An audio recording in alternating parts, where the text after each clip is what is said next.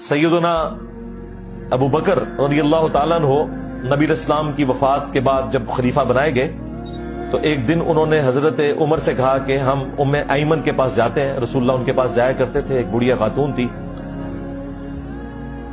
تو اس سنت پر ہم عمل کرتے ہیں. سیدہ ام ایمن سے ملنے کے لیے سیدنا ابو بکر عمر گئے تو وہ رو رہی تھی. حضرت عمر نے انہیں تسلی دی, ام ایمن مت روئیں, اللہ تعالیٰ نے اپنے نبی کے لیے جو پسند کیا وہ اس سے بہتر تھا جو اس دنیا میں ہے. اللہ کے نبی تو اللہ کی جنتوں میں پہنچ گئے.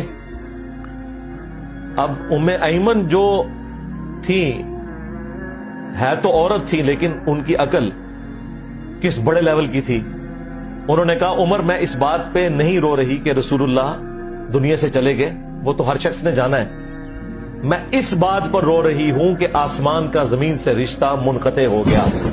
اب اللہ تعالیٰ انٹروین کر کے ہمیں اپنی غلطیوں کے اوپر مطلع نہیں کرے گا, ہم نے خود اپنا فیصلہ کرنا ہے. اب آسمان سے کوئی خبر نہیں آئے گی. رسول اللہ کا دنیا سے جانا قیامت تک کے لیے آسمان کا زمین سے رشتہ ختم ہو گیا.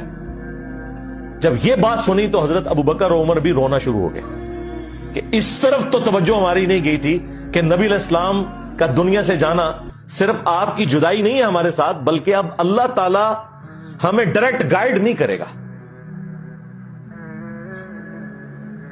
جو پہلے وحی کی تائید حاصل تھی